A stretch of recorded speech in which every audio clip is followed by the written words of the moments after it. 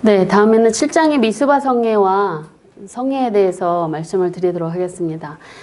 이 언약궤가 기란 여아림 아비나답의 집에 간 지 20년이 지났습니다. 근데 여기에서 20년이라고 하는 부분에 대해서 여러 가지 이야기들이 있는데, 이 20이라고 하는 이 20년은 어떤 학자는 다윗이 예루살렘으로 언약궤를 옮겨갈 때까지 지금부터 그렇게 본다고 하는데, 사실 실질적으로 보면은 베세메스에서 기랏 여아림 옮겨진 시기부터 예루살렘으로 옮겨가는 그 시기는 한 70년 되거든요. 그래서 그 부분들은 좀 맞지 않는 것 같고, 그래서 여기서 아비나답의 집에 머문 20년은 뭐라고 볼 수가 있냐면, 보니까 WBC에 보니까 언약궤가 블레셋 땅에서 귀환을 해서 베세메스로 와서 7장에가 미스바 성회가 이제 이어지거든요. 그 미스바 성회 때 블레셋이 침략할 때까지를 20년으로 이렇게 본다라고 이야기를 하더라고요. 즉 이제 하나님의 언약궤로 인하여서 심판이 이제 중지가 되고,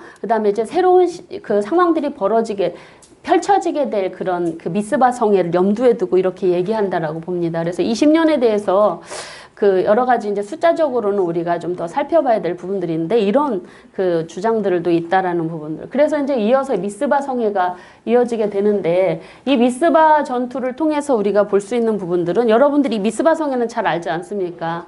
사실은 이 블레셋에서 돌아온 법궤를 통해서 심판하시는 그 내용 이후에는 이제 새로운 어떤 전환점입니다. 미스바 성회는. 그래서 사무엘이 이제 사사로서, 선지자로서, 제사장으로 사역을 이제 좀 본격적으로 등장하는 모습들이라고 할 수가 있습니다. 그래서 공식적인 통치가 시작되어지는 사역이 미스바 성회라고 할 수가 있습니다. 그래서 미스바라고 하는 곳으로 백성들을 모아놓고 그들에게 이제 선포를 하죠. 너희가 전심으로 하나님께 돌아오려거든 아스타롯과 모든 바알들의 우상들을 다 버리고 오직 여호와만 섬겨라 라고 하는 그런 말씀부터 권고부터 시작을 하고, 그렇다면 그 당시의 사람들은 바알도 섬기고 아스타롯도 섬기고 여호와도 섬겼다는 그런 의미입니다. 그래서 그 두 마음을 버리고 오직 마음을 하나님께만 두고 하나님만 섬겨라라는 그런 성회가 미스바 성회입니다.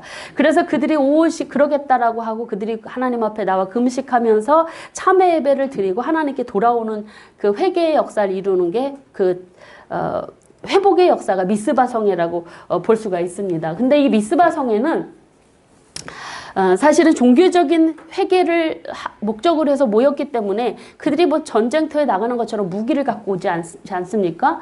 다 모였습니다. 예배드리러, 제사드리러. 그런데 이때를 기해서 블레셋이 침공을 하게 되어지는 부분들, 이때 백성들이 두려워서 사무엘에게 요청을 해서 기도해달라고 해서 사무엘이 하나님께 기도를 함으로 인해서 하나님께서 그때 번제를 드리고 하나님께 부르짖는 기도에 응답하셔서 하나님이 친히 블레셋 군대를 물리쳐 주시는, 그 우박을 통해서 물리쳐 주시는 그런 일들이 일어나고, 그래서 하나님께서 친히 우박을 통해서 블레셋 군대를 쳐부시고, 그래서 그 힘에 힘입어서 이스라엘 백성들이 블레셋 군대를 쫓아서 센이라고 하는 자리까지 가서 하나님께서 여기까지 도우셨다는 의미의 에베네셀이라고 하는 지명이 나오게 된 것입니다.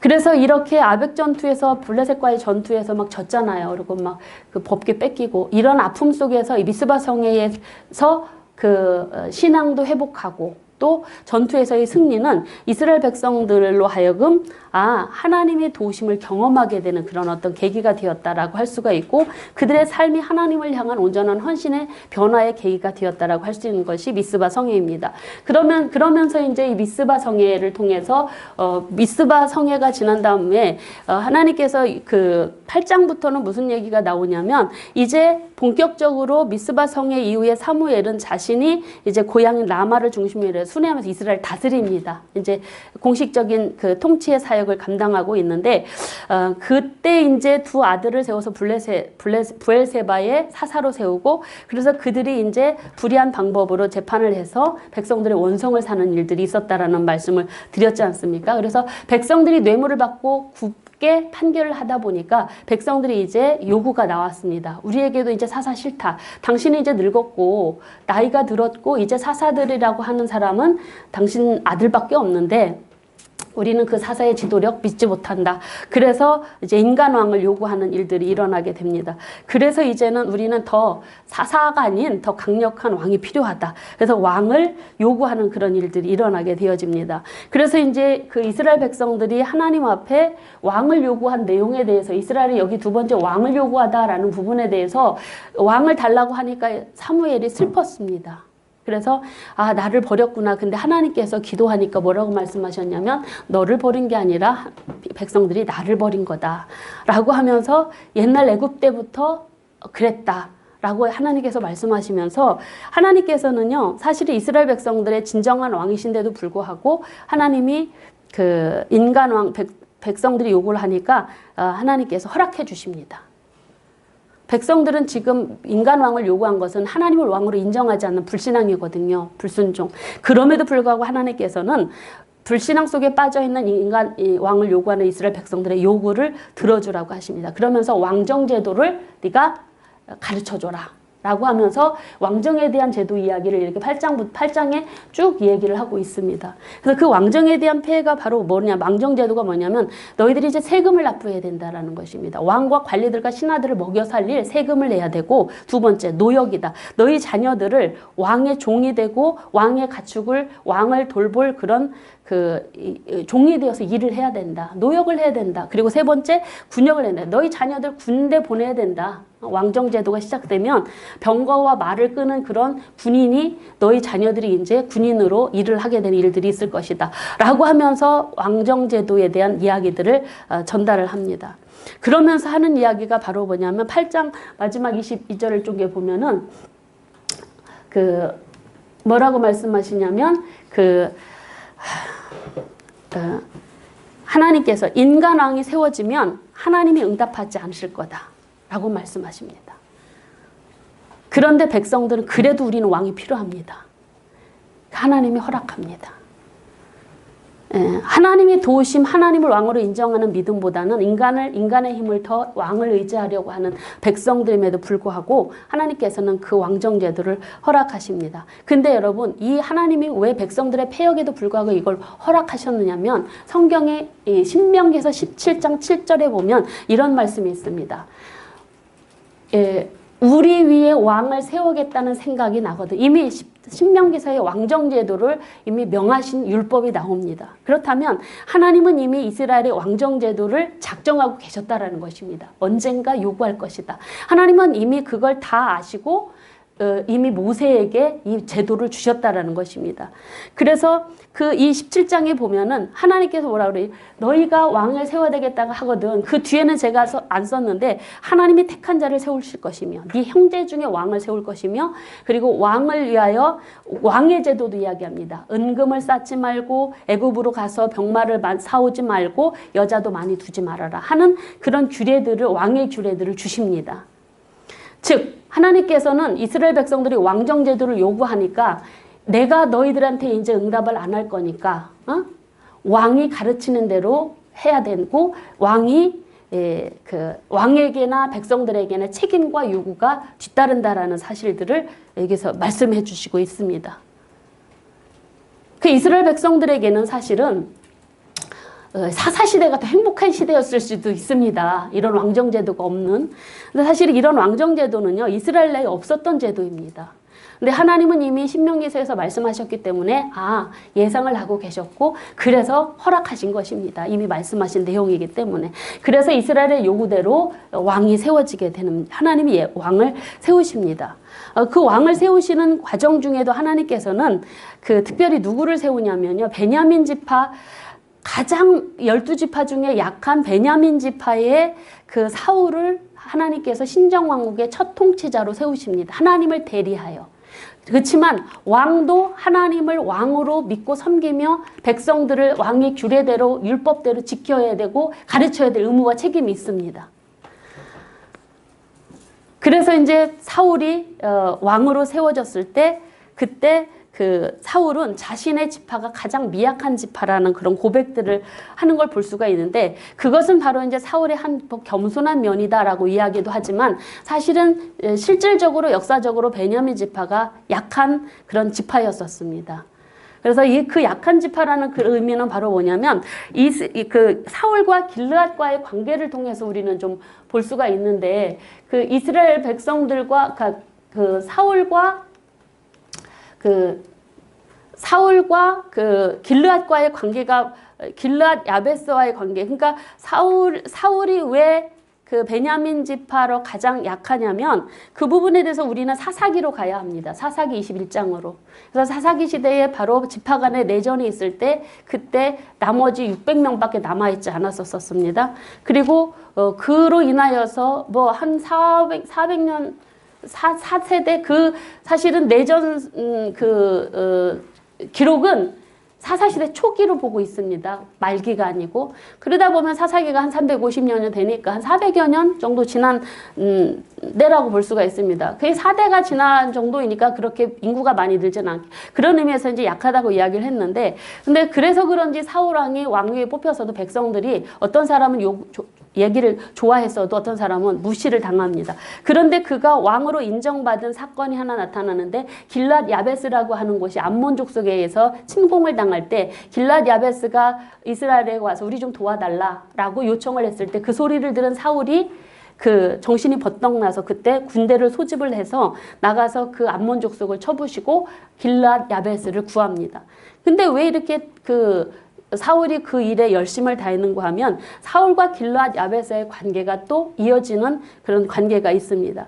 바로 그 관계가 어디에서 있냐면 그 사사기에 나와 있는 그 전쟁과 관련되어 있습니다. 600명 남아있는 장수들을 결혼을 시켜야 자녀가 번성해서 지파가 좀 늘어날 텐데 그때 이제 그 내전에 참여하지 않았던 길랏 야베스, 왜냐하면 그 내전에 참여하면서 뭐라고 그들이 맹세를 했냐면 우리가 그 베냐민에게 딸도 주지 말고 아들도 주지 말자. 그렇게 맹세를 했기 때문에 자녀들을 베냐민 지파에게 시집 보낼 수가 없었습니다. 그래서 그 내전에 참석하지 않고 맹세하지 않은 길랏 야베스 처녀들을 400명 데려다가 아내로 삼게 해주고 이스라엘 백성들이 너무 이제 멸절될 위기는 있으니까 그러고 나서 길갈이라고 하는 곳에 가서 처녀들을 잡아다가 이제 아내로 삼아주는 일들. 그래서 베냐민 그 사울과 베냐민 지파 사울과 그 야베스 길랏 야베스와의 관계는 어쩌면 좀 위로 보면 인척 관계라고 볼 수 있는 관계로 좀 밀접하게 관계를 맺은 사람들이다라는. 근데 그 일이 어디까지도 가냐면 사울이 나중에 31장에서 그 길보아 산에서 죽잖아요. 그때 사울의 죽음을 보고 길랏 야베스 사람들이 가서 할례 받지 않은 자들에게 모욕당하는 그 시신들을 거두어서 장사를 지냅니다. 그게 바로 이제 이런 인척 관계들, 밀접한 저런 친근한 관계 속에서 이루어진 일들이라고 볼 수가 있는데, 이어서 이제 이런 왕으로 선출되어진 사울 되었지만 그는 공식적으로 왕들에게 인정받지 않다가 암몬 족속을 쳐부신 그 길랏 야베스를 구원한 전쟁으로 인하여 그는 명실상부한 이스라엘의 초대 왕으로 등극하게 됩니다. 사람들이 다 인정을 한 거죠, 이제는. 그러고 나서 이제 사무엘의 고별 설교가 12장에 나타나고 있습니다. 이 사무엘의 고별 설교는 여러분들에게 아까 말씀드렸듯이 사사시대의 종말, 왕정시대의 열림을 알려주는 설교다. 그러나 그는 아직 제사장의 사역과 그리고 선지자의 사역은 감당하신다라는 부분들. 그래서 사울왕을 폐위를 선언하고 다윗을 기름 부어 왕으로 세우는 일들은 아직 이 뒤에 행하시는 모습들을 통해서 바로 이 고별 설교는 이렇게 사사시 종말의 이야기다. 그리고 이 고별 설교 안의 내용들을 보면은요, 세 가지 모습이 있는데 자신이 그동안 통치해온 그 통치에 대한 변론을 이야기합니다. 청렴결백하게 백성들 제대로 잘 돌봤다. 사사직 제대로 했다. 두 번째, 하나님의 신정에 대한 변론을 이야기합니다. 그게 바로 뭐냐면 백성들이 하나님을 인간 왕으로 모시고 그 하나님을 인간 왕으로 모시지 않고 그러니까 하나님을 왕으로 모시지 않고 인간 왕을 구한 것은 죄다. 이걸 지적해 줍니다. 그리고 세 번째는 백성들에게 권고 이야기입니다. 그럼에도 하나님이 너희들에게 왕을 주셨으니 너희들이 잘못했다. 죄다. 죄졌는데도 하나님이 왕을 허락해 주셨으니 이제 참 왕이신 하나님 섬기며 그분 말씀대로 잘 살으면 하나님께서 용서해 주시고 평안을 주실 것이다 라는 그런 권고 이야기들이 12장에 나타나고 있는 걸 볼 수가 있습니다. 이게 고별설교의 내용들입니다. 여기까지 이런 말들을 하고 나서 갑자기 비가 오지 않는 그 시기에 우레와 비가 내리며 백성들이 두려워하며 이게 어쩐 일인가 봤더니 그것이 바로 이제 하나님이 행하신 것들임을 백성들이 경험하게 되는 일들이 여기에 같이 나타나고 있습니다. 그러면서 이제 사무엘이 사울의 그 죄가 사울의 첫 번째 죄와 두 번째 죄로 넘어갈 수가 있습니다. 근데 사울의 초기 업적은 바로 뭐냐면은요, 그가 2년 만에 뭐 하냐면 군대 조직합니다. 3,000명의 군대, 자기를 위한 수비대를 조직을 하죠. 그러고 나서 그 블레셋과의 전쟁을 하게 되어지는데 그 전쟁에서 그러면서 이제 왕에 대한 통치가 시작하면서 군대 조직하는 걸 제일 먼저 합니다. 그러나 그들이 또 이스라엘 블레셋과의 전쟁을 통해서 그들은 블레셋과의 그 전쟁을 통해서 지은 죄가 바로 이 첫 번째 죄입니다. 우리가 잘 알고 있는 하나님 앞에 드려야 될 번제를 왕이 드린 모습들. 근데 이 죄 때문에 어떻게 하냐면 사무엘은 왕위가 길지 않고 그 왕위가 다른 사람에게 갈 것이다라는 하나님께 버림받은 그런 선고를 하십니다. 사실은 사무엘이 이렇게 사울에게 이런 권고들을, 이런 선포들을 경고를 하게 된 것은 바로 뭐냐면 사울이 제사 지는 게 뭐가 잘못됐다고 혼자. 근데 하나님이 다스리시는 왕정시대 시각에서 봐야 합니다. 하나님이 다스리시는 왕정시대에서는 사울 혼자 독단적으로 하면 안 됩니다. 왕이지만 자신이 혼자 독단적으로 행동을 하면 안 되고 제사 제의를 담당하는 제사장 그 직임도 하나님이 주신 거니까 거기에 순종하고 따라야 되고 또 하나님의 백성들에게 하나님의 뜻을 전달하는 선지자로 통해서 하나님의 뜻을 들어야 합니다. 그걸 무시해버렸다는 그게 죄라는 것입니다. 그렇다면 이러한 사울의 죄는 뭐냐면 바로 하나님 앞에 그가 첫 번째 이야기는 제사만 드리고 전쟁 나가면 우리가 이길 수 있을 것이다. 아까 법궤를 승리 아이콘으로 여겼던 것처럼 똑같습니다. 제사를 승리의 아이콘으로 여겼던 불신앙적인 태도. 이것은 불신앙입니다. 하나님을 믿지 않는 것, 하나님을 의지하지 않는 것. 그래서 사울의 첫 번째 죄는 불신앙죄입니다. 하나님을 믿지 않는, 하나님 명령을 어기고 하나님의 권위에 도전하는, 하나님이 세운 선지자와 제사장을 무시하고 자기가 그 제사를 집대했던 것은 하나님의 권위에 도전하는 행위였다는 불신앙입니다. 그래서 그거에 대해서 하나님께서는 분명히 사무엘을 통해서 그 메시지를 증거했습니다. 왕위가 길지 못할, 그 왕위가 길지 못한다는 기회가 있는 것이죠. 아예 완전히 버린 게 아니고. 그런데 하나님께서는요, 이 하나님을 신뢰하는 믿음이 없어진 이런 사울에게 또다시 두 번째 기회를 주십니다. 하나님께서는 사울을 새롭게 하시려고 두 번째 주신 기회가 바로 뭐냐면 아말렉과 전쟁해라. 두 번째 죄는 바로 그 아말렉과의 전쟁입니다, 여러분. 첫 번째 죄만 나왔네. 두 번째 죄는 이 아말렉과의 전쟁을 통해서 하나님께서는 사울을 다시 하나님을 신뢰하는 믿음의 자리로 세우시기를 원하셨습니다. 여러분, 근데 여기에서 한 가지 좀 살펴볼 게, 여기 그 첫 번째 사울은 그렇게 하나님을 믿지 않고 그렇게 했는데요. 이 요나단의 아들이 혼자 단독으로 병기 잡은 자 한 명 데리고 블레셋 수비대를 치는 일이 일어납니다. 그런데 이때 블레셋의 요나단의 그 고백을 보면은요, 요나단이 진짜 믿음 있는 사람의 고백이 있음을 볼 수가 있습니다. 요나단이 이미 고백을 합니다. 여호와는 사람이 많고 적음에 달리지 않았다. 아버지보다 정말 몇 배, 1000배 나은 그런 신앙의 사람입니다. 그래서 요나단, 사실은 그 블레셋과의 전쟁에서 그 불신앙적인 태도를 보인 사울 때문에 질 줄 알았는데 누구 때문에 승리 아니면 요나단 때문에 하는 승리하게 하십니다. 요나단의 믿음 때문에, 믿음의 사람 때문에 그 전쟁을 승리하게 하시고, 하나님은 또다시 그에게 두 번째 기회를 주시는데 그게 바로 아말렉과의 전쟁을 명하신 내용입니다. 아말렉 다 진멸해라. 그것은 바로 출애굽 당시에 이스라엘 백성들을 괴롭힌 그 사건을 기억하시고 내가 진멸하시라, 내가 이 천하에서 아말렉을 진멸하리라 하신 그 말씀을 이루시려고 명령하셨습니다. 진멸하되 그들의 생명 다 죽여라. 생명 있는 거 다 죽이고 물건 하나도 갖고 오지 말아라. 그래서 전쟁이 두 가지 그 방법이 있대요. 진멸과 약탈. 근데 약탈은 이제 전쟁을 통해서 필요한 그 전리품들을 얻는 거죠. 그런데 하나님은 뭐라고 하시냐면 진멸을 명하셨습니다. 아말렉은. 왜? 하나님이 이미 말씀하신 거니까. 그래서 근데 왕의 입장에서는 뭐가 좋을까요? 백성들 데리고 가서 싸워야 되면 백성들에게 뭐 나눠줘야 되잖아요. 그런데 그 싸운 거 전리품 하나도 안 가져오면 그걸 왕이 대신 줘야 되는 입장들이죠. 그래서 약탈을 더 좋아한 것이죠.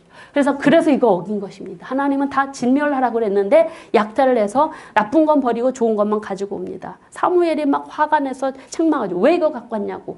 제사 드리기 좋은 거 제가 갖고 왔어요. 변명의 수단을 또 제사를 변명의 수단으로 또 사울에게는요 신앙이 없습니다. 불신앙의 태도가 계속 보여지고 그래서 하나님 뭐라고 하시냐면 사울을 왕 삼으려고 후회하셨다라고 그렇게. 근데 우리는 보통 후회라는 것은 하나님은 후회하심이 없으신 분이십니다. 성경이 후회라고 후회하셨다라는 그런 번역은 사울이 불순종과 불신앙과 불순종 때문에 그로 인하여서 백성들이 당할 고통 그 실패를 걱정하시고 슬퍼하셨다는 의미입니다. 그래서 첫 번째 죄는 사울의 불신앙죄, 두 번째 죄는요 불순종죄예요. 하나님을 말씀을 순종하지 않은 죄. 명하셨잖아요. 알멜렉 진멸해라. 진멸하지 않았지 않습니까? 그래서 하나님은 항상 하나님의 마음은 백성들에게 있었어요. 사울이 불쌍해서가 아니라 그로 인해서 백성들이 고통당할까 봐 그것이 슬퍼하시고 그것이 걱정되셨다라는 부분들. 그래서 하나님께서는 뭐라고 말씀하셨냐면 내가 이제 왕을 버리고 사울을 버리고 왕이 되지 못하게 하겠다라는 선언을 하십니다. 근데 사울의 태도를 보십시오. 그래도 저 백성 앞에서 좀 세워주십시오. 이런 얘기를 하고 있는 것을 보면 사울의 마음에는 하나님을 향한 믿음, 순종의 마음 없습니다. 오직 사람에게 잘 보고 싶어하는 백성의 눈치 보는 일만 급급한. 그래서 하나님은 그 마음 중심에 하나님이 없는 사울을 버리시고 그 마음 중심에 하나님을 신뢰하고 존귀 여기고 의지하는 누구를 택했냐면 다윗을 택하신 것입니다. 그래서 그 다윗의 중심을 잘 볼 수 있는 사건이 바로 뭐냐면 바로 그 골리앗과의 전쟁입니다. 골리앗과의 전쟁. 그래서 다윗의 중심 속에는요 하나님이 늘 계셨습니다. 하나님의 거룩한 분노로. 그러니까 골리앗과의 전쟁은요 하나님의 거룩한 분노에 대한 그런 승리였습니다.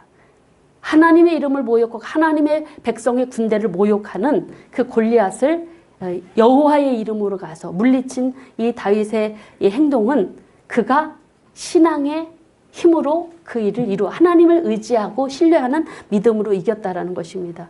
그래서 그 이후로 그 다윗은 하나님에게 이제 택함을 받게 되죠. 그래서 사울은 버림받고 다윗에게 기름을 부어진 다음에 그 다음에 이제 그 골리앗과 전쟁들이 일어나게 되죠. 그래서 그 이후로부터 사울은 버림받아 여호와의 악신에 시달리고 다윗은 하나님의 영에 크게 감동되는 일들. 하나님의 기름 부은 받은 자를 힘있게 뿔 위에 세우시는 하나님. 그 한나의 그 고백, 감사 찬양의 고백 속에 나타나지는 모습. 그런데 그 전쟁을 통해서 다윗은요, 누구를 얻냐면은요, 그 평생 친구 같은 형 요나단을 얻습니다.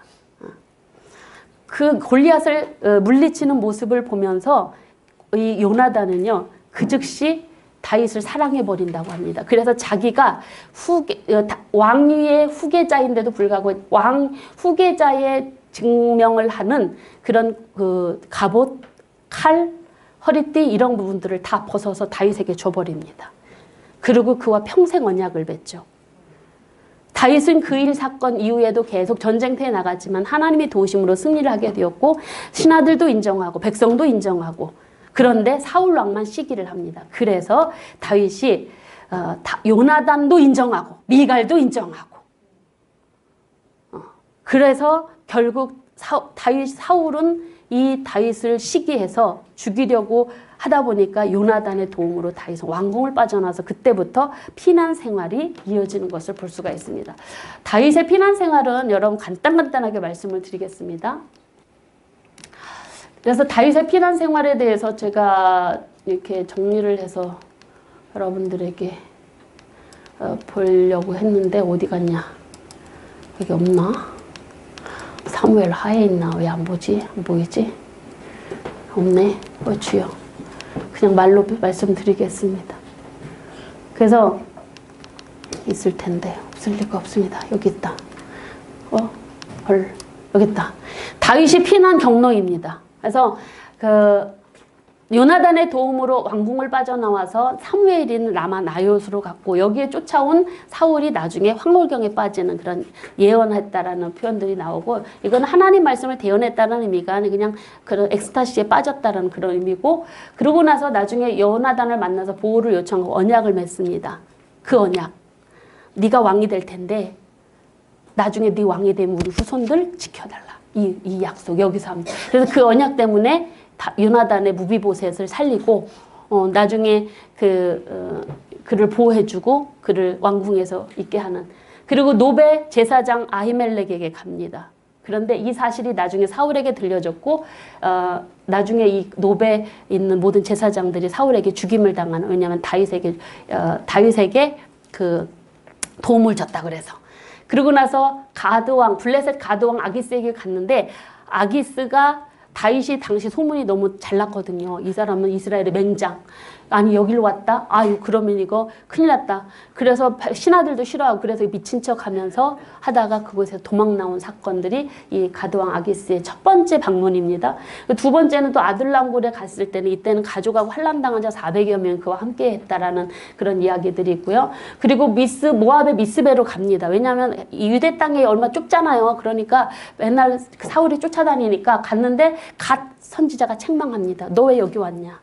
유다 땅으로 가라. 그래서 다시 유다 헤레스풀로 갑니다. 근데 이때 노베 제사장들이 학살당했다는 소식을 듣고 아비아달이 그에게 이제 오게 되는 일들이 이제 그일라 때 옵니다. 그래서 그 소식을 듣고 그일라가 아말렉에 의해서 고통을 당한다라는 것을 듣고는 그 구일라를 구해주고 거기서 있는데 아비아달이 와서 근데 나중에 구일라 사람들이 밀고를 하는 거예요. 사울에게. 그래서 또 여기서 도망을 갑니다. 십광야 요새로 산골로 수풀로 해가지고 근데 또 10사람들이 또 밀고를 하는 거예요. 그래서 하길라산 수풀로 도망가고 마온 황무지 엔게디 황무지로 가는데 우리가 잘 알고 있는 엔게디 황무지 동굴에서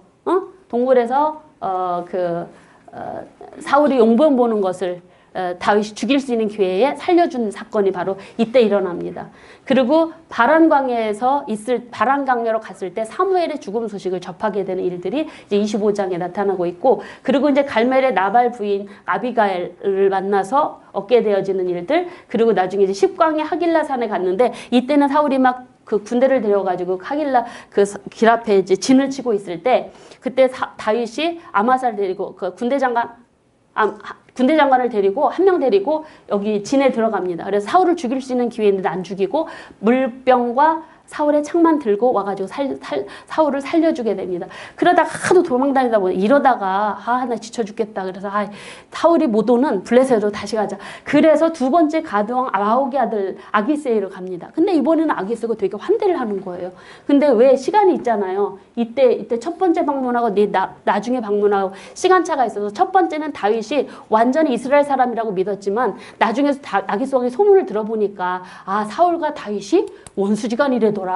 그 다윗과 같은 맹장을 우리 블레셋에서 흡수하면 얼마나 좋겠냐. 이런 의미에서 아마 다윗을 받아들였다고 그렇게 합니다. 그래서 이 부분이 참 풀리지 않은 부분들이었는데 여러 가지 책들 보니까 그런 이야기들이 있습니다. 그래서 아기스가 아마 다윗이 맹장이니까 그리고 사울과 그 원수지간이니까 나중에 다윗이 우리나라 편이 되면 블레셋 군인이 되면 이스라엘을 다윗만 없으면 완전히 우리가 우리가 이스라엘과의 싸움에서 이룰 수 있을 것이다. 그런 생각이 들어서인지 다윗을 환대를 하고 다윗에게 시글락이라고 하는 그런 성읍을 줍니다. 나중에 그 시글락에 거하면서 1년 7개월인가 그곳에 있으면서 다윗은 그냥 가만히 있질 않습니다. 그 시글락이라고 하는 곳에서도 이를 좀 보실 수 있으실까요? 이걸 아까 이제 도표로 이제 사진으로 이렇게 한 건데 시글락이라고 하는 곳에 있으면서도 다윗은 그냥 있지 않습니다. 그곳에 있으면서도 있잖아요. 아기스의 신음을 받으면서도 아기스도 몰래 있잖아요. 그 이스라엘 백성들의 원수인 아말렉 군대라든지 이런 그런 족속들을 가서 치고 약탈을 해옵니다. 그들도 먹고 살아야 되니까. 근데 그러고 나서 아기스한테는 뭐라고 그러냐면 이거 어디서 사왔 어디서 이거 뺏어왔냐 했더니 유대 땅 저기 어디 브엘세바 이쪽에 가서 치고 왔습니다. 그러니까 아기스한테는 그 유다의 그 원수처럼 이야기하고 실제로는 유다의 성읍을 보호하려고 그렇게 한 거거든요. 그런데 그런 모습들 속에서 다윗이 굉장히 그 유다를 이렇게 생각하고 하는 부분들이 그런 부분에 나오고 있습니다. 그일라 있을 때 그러면서 이제 그일라 있으면서 블레셋 군대와 이제 길보아 산상에서 이스라엘과 전쟁, 사울이 죽은 그 전쟁이 일어나게 되는 부분들이 이제 마지막 31장에 나타나고 있습니다. 왜냐하면 이 부분들은요, 그냥 도망 다닌 그런 자리이기 때문에 여러분들 자세하게 안 해도 여러분들 성경을 보면 다 알 수 있는 부분들이라 이런 부분들을 말씀을 드리고 이렇게 쉽게 넘어가고 있는 부분들입니다. 그래서 결국 블레셋의 마지막 그일라에서 이제 이스라엘과의 전쟁에 앞서서 다윗은 나도 나가게 싸우겠다. 사실은 안 나가고 싶거든요. 아니 가서 세상에 사울왕하고 다윗을 만나면 어쩔 거예요. 물론 나올 텐데. 그래서 나 가겠다고 그런데 다행히 정말 하나님의 은혜로인지 그 방백들이 그걸 막고 그래서 전쟁을 나가지 못하지 않습니까? 그래서 결국은 그 전쟁터에 갔다가 다시 그일라에 와보니까 난리가 난 거예요. 아말렉 군대가 와서 그 시글락에 있는 모든 가족들 다 잡아가고 막 그런 거예요. 그래서 그때 다윗의 모습이 어땠냐면 막 거의 그 함께 했던 사람들 600명도요. 다윗을 돌로 쳐 죽이려고 그랬어요. 너 왜 우리 여기까지 데려와서 이렇게 우리를 죽이냐. 그런데 다윗의 그 신앙이 어디서 나오냐면요. 그때 다윗이 여호와를 인하여 힘을 얻고 하나님께 묻고 아말렉 쫓아갈까요? 기도하니까 하나님 가라. 그래서 하나님의 응답을 받고 아말렉 군대를 가서 쳐서 물리치고 가족들 다 데려오고 물건도 오히려 전리품도 없고 그래서 돌아오는 일이 그일라에 있을 때. 근데 그일라에 하나님은 그렇게 다윗을 보호하셨고 결국 그 길보아 산에서 사울과 그 요나단이 그 아들들이 그곳에서 아주 그 이방인들에게 할례 받지 않은 이방인들에게 죽임을 당할 때 바로 다윗은 하나님이 그 그일라에서 보호하시는 일들이 우리가 그냥 그렇게 제가 이렇게 이야기하는 건데 어쨌든 그렇게 하나님 보호하심 은혜였다라고 볼 수가 있고 그리고 사울은 자살입니까? 타살입니까? 자살입니다. 할례 받지 못한 자들이 의해서 내가 죽임당하는 그런 모욕을 당할까 봐 해서 자기 칼에 자기가 엎드려져 죽고 그의 병기 받은 자도 그래서 자살해서 다 죽습니다. 이러한 비극이 바로 비극으로 마치는 것이 사무엘상입니다. 그래서 뒤에 내용들은 이렇게 중요한 부분들 사실은 앞에 부분들의 내용들에 대해서 좀 제가 좀 자세하게 이렇게 좀 느리게 얘기했는데 뒤에 다윗과 관련된 부분들은 너무나 스토리들을 잘 아시고 하는 부분이라 이렇게 해서 사무엘상을 마치고 사무엘하로 들어가도록 하겠습니다. 갑자기 빨라져서 시간이 얼마 없으니까 사무엘하 됐나? 사무엘하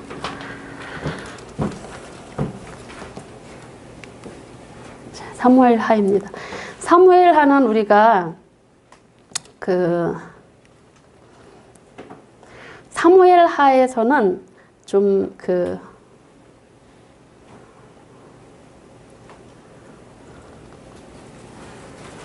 살펴봐야 될 부분들이 있는데 그 부분들을 바로 이제 보도록 하겠습니다.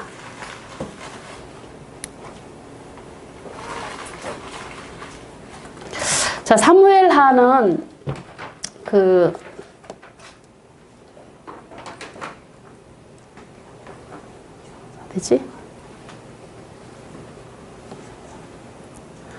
사무엘하 부분은 이름은 거의 똑같습니다. 한 권으로 보셨을 때 똑같다고 볼 수가 있고 잠깐만요.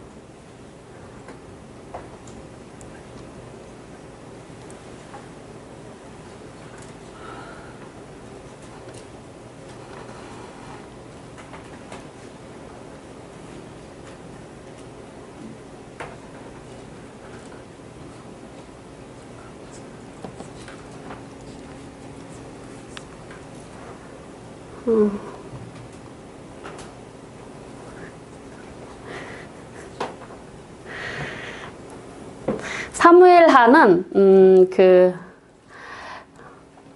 사무엘하는 이제 그 다윗 사울에게 사울의 죽음으로 사무엘 상이 맞춰지고 사무엘하는 다윗이 이제 사울의 죽음의 소식을 들은 것부터 이제 시작이 되어집니다. 그래서 사울의 길보아 산에서의 사울의 죽음은 다윗이 이제 이스라엘의 두 번째 왕으로 등극해서 하나님의 신정 통치에 의하여 세움받은 그런 하나님께 세움받아서 신정 통치의 그 왕으로 세움받게 되어지는 그 계기가 된다라고 할 수가 있습니다. 그래서 사무엘상은 바로 그 엘리 그리고 사무엘 사울을 통해서 이어진 하나님의 신정 왕국을 통해서 사사시대가 이제 왕정시대로 전환되어지는 그런 시점의 이야기라면 이제 그 사무엘하는 사울을 통해 사울에서 다윗에게로 이어지는 왕정 시대에 이어지는 역사라고 할 수가 있습니다. 하나님의 신정 왕국은 그 이제 사사 시대가 종말을 구하고 왕정 시대가 시작이 되었는데 그 신정 왕국의 하나님의 신정 통치가 이제 그 다윗을 통해서 사무엘하를 통해서 그 체제가 신정 왕정 체제가 이렇게 체계가 잡혀지고 세워져 가는 그런 책이 사무엘하라고 할 수가 있습니다. 그래서 그 사울이 죽고 다윗의 왕조가 시작되는 이야기, 이게 사무엘하입니다. 사무엘하는 다윗에 대한 이야기 전체적으로 그렇습니다. 그래서 다윗이 사무엘하에 대해서 그 사무엘하를 통해서 다윗은 바로 첫 번째 왕이 되어서 온전한 통일왕국의 면모를 갖추게 되어지는데 그는 제일 먼저 왕이 돼서 뭐 하냐면 수도를 정합니다. 예루살렘으로. 헤브론에서 왕이 되었다가 바로 그 예루살렘으로 옮겨지고 그리고 군대를 정비하는 일들도 일어나게 되고 그리고 강력한 어떤 주병들과 같이 그 주변 나라를 정복해서 영토를 확장시키는 일, 그래서 힘을 갖게 되어지는 일들. 근데 이 사무엘하에는요, 다윗의 이런 승승장구하는 승리의 내용만 있는 것이 아니라 다윗의 어두운 면들이 굉장히 자세하게 드러나는 부분들도 나오고 있습니다. 근데 사울과 다윗의 그 왕정의 그 삶을 보면은 사울은 그 어둠의 일들이 드러났지만 그는 회개의 기록이 없지만 다윗은 하나님 앞에 그 어둠의 이야기들이 굉장히 자세하게 길게 집안 내에 일어났지만 다윗은 회개하였더라라는 부분들로 우리가 함께 볼 수가 있습니다. 그래서 기록자는 동일하게 볼 수가 있고 기록자는 사무엘, 나단, 갓 이렇게 세 사람으로 이렇게 보고 있고요. 배경으로는 바로 이제는 왕조의 변화가 이루어지는 사울에서 다윗으로 그리고 사울의 왕조 몰락과 함께 이제 하나님께로부터 기름받은 다윗의 왕조가 시작을 알리는 그리고 그 다윗 왕조가 이제 강성해지는 그런 과정들을 이 배경으로 하고 있고 그리고 이스라엘은 그래도 여전히 아직도 하나님의 나라이고 하나님의 이스라엘은 백성이고 그리고 하나님이 이루어지는 신정왕국이지만 이제 왕이 세워지고 선지자가 있는데 그 하나님은 왕과 선지자를 통해서 백성들을 다스리시는 그런 신정왕국의 나라임을 보여주기 위해서 보여주는 그런 모습들 그리고 다윗이 통치하는 그런 통일왕국이 이제는 정치적으로 군사적으로 종교적으로 그 안정을 찾고 번성해가는 그런 부분들이 이제 나타나고 있는 부분들 그리고 기록 연대는 이제 사울이 사망한 후부터 다윗의 40년의 제위기간이라고 할 수가 있고요. 그 시기는 바로 이제 분열왕국 시대라고 볼 수가 있습니다. 기록 목적을 보시면 아까 그 배경하고 거의 비슷합니다. 그래서 하나님이 왕주가 바뀌어도 하나님은 여전히 이스라엘의 하나님이시고 이스라엘의 하나님의 나라이다. 그리고 하나님의 신정 통치가 이루어진다. 그리고 이 사무엘하의 기록은 다윗 왕조가 기원이 어딘가 바로 하나님이시다라는 그리고 다윗 왕조의 신적 기원을 다윗의 사무엘하 7장에 있는 다윗의 영원한 언약에 두고 있습니다. 그리고 인간 왕이 세운 그런 왕은 결국 하나님의 신정 왕국이 될 수 없다라는 그런 사실들을 압살롬과 세바의 반란을 통해서 보여주고 있습니다. 그것이 이제 나중에 그 다윗의 아들인 솔로몬이 세워질 때도 마찬가지입니다. 스스로 왕이 되려고 했던 아도니아가 그가 이제 반역자로 물려서 처형을 당하는 모습들을 통해서 하나님께서는 이 사무엘하를 통해서 다윗 왕조를 통해서 하나님은 이 왕조의 시작이도 기원이시고 원인이시고 라는 부분들을 보여주면 하나님이 허락되지 않은 모든 어떤 왕은 결코 세워지지 않는다. 그리고 하나님이 기름 부어 세운 왕은 하나님이 그 뿔을 높이시고 그를 붙들고 가신다.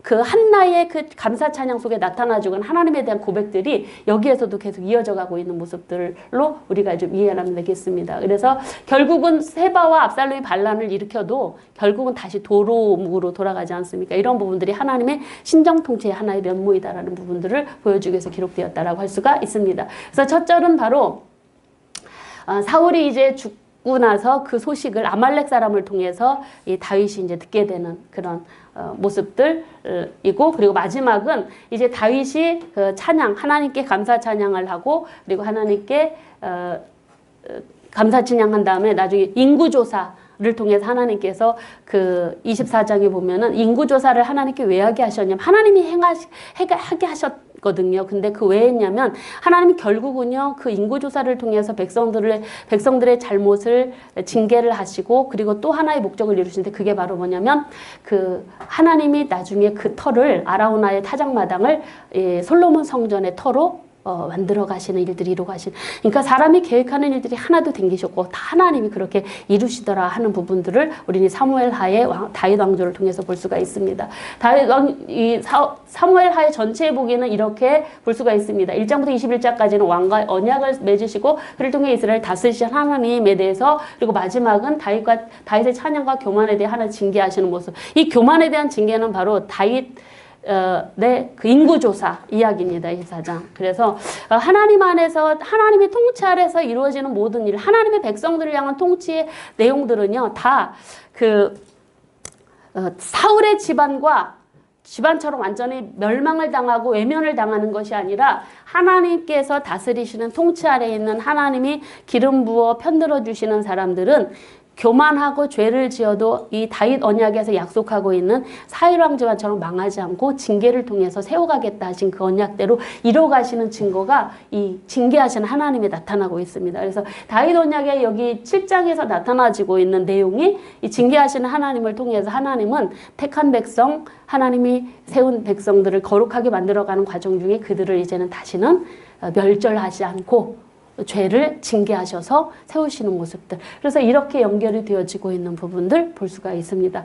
그래서 좀 이런 부분들을 이제 좀 사무엘 상하의 구조, 아까 그 상에서 보셨듯이 이제 후반부의 내용이 사무엘 하의 내용들입니다. 이렇게 평행되어지는 부분들, 이렇게 하나 되어서 보는 부분들, 이런 부분들이 이제 아까 말씀드렸으니까 좀 생략하고, 그리고 전체 보기 를 통해서 사무엘상과 하를 한 권으로 봤을 때 서론 본론 결론을 이렇게 나누는 모습. 그래서 하나님의 기도에 대한 찬양과 감사기도, 다윗의 감사기도가 서론과 결론으로 나타나고 있는 부분들을 우리가 사무엘상과 같이 보시면 되겠습니다. 내용을 좀 자세하게 이제 들어가 보시면은요, 첫 번째로 이제 이스보셋과 다윗의 이야기가 나오는데 1장부터 4장까지의 내용은 바로 이제 이스보셋이 아버지가 죽었으니까 살아있는 사울의 왕 중에서 이스보셋이 그 왕위에 오르게 되는 부분들을 이제 이야기를 하고 있습니다. 그래서 먼저는 1장에서는 아말렉 소년을 통해서 사울의 죽음 소식을 듣고 그를 처형하고 애가를 부르는 이야기가 나오고, 그리고 2장에서 이제 이스보셋이 이야기가 이제 나옵니다. 다윗의 경쟁 관계로. 근데 내전이 계속 이어가다가 나중에는 어떻게 되어지냐면 3장에 가서 다윗의 집은 점점 강성해 가고 사울의 집은 점점 약하여 가는 그런 일들. 그래서 이때 모든 지파가 이제 헤브론에서 다윗이 이제 왕위에 오르고 나서 지금은 이제 사울 왕이 죽은 다음에 헤브론에서 다윗이 왕위에 오를 때 아브넬이 이스보셋도 그 북쪽에서 이제 열 지파를 가지고 왕위에 오릅니다. 11지파를 중심으로 해서. 그래서 다윗 집안과 사울 집안의 이야기가 계속 4장까지 이어가고 있는 모습들. 그러나 그런 부분들을 통해서 우리는 무엇을 볼 수가 있냐면은 이스보셋은요 기름 부었다라는 기록이 없고요. 그 다윗은 유대 지파가 다윗에게 헤브론에서 기름을 부었다라고 하는 그런 부분들이 나오고 있습니다. 그러니까 하나님에 의해서 왕은 세워진다라는 부분들, 그리고 이제 다윗을 하나님이 세우셨으니까 나중에 영원한 언약을 통해서 하나님이 다스리시는 신정왕국 이야기가 이어져 가고 있다라고 할 수가 있습니다.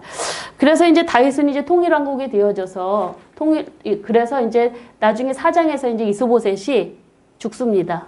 그래서 나중에 아브넬과 그의 군장이 나와서 군장이 아브넬에게 죽임을 당하고 이스보셋이 백성들 신하들에게 죽임을 당해서 나중에 이스보셋의 사장에서의 죽음을 통해서 이제 다윗이 명실상부한 이스라엘의 온 이스라엘의 왕으로 세워지면서 언약궤를 옮기는 예루살렘으로 이제 수도를 옮겨서 옮기고 하는 일들이 이제 일어나고, 그리고 하나님께서 언약궤를 옮겨놓고 성전 건축의 마음이 있었습니다. 그랬더니 나단 선지자 와서 하십시오 그랬더니 나중에 하나님께서 말씀하십니다. 아니다, 그거 아니다 라고 하면서 성전 건축에 대한 말씀 안 하시고 영원한 언약을 주십니다. 사무엘하 7장. 그래서 영원한 언약을 통해서 다윗과 언약을 맺으시고, 다윗은 그거에 대해서 너무 감격해서 하나님께 감사 찬양을 드리는 모습들. 근데 이 언약을 맺고 다윗이 죄를 짓습니다. 2번. 우리가 잘 알고 있는 죄를 짓고, 그러고 나서 그 죄 때문에 하나님께서 죄의 심판의 내용, 저주의 내용들을 하십니다. 네 집에서 칼이 떠나지 않을 것이다 라는.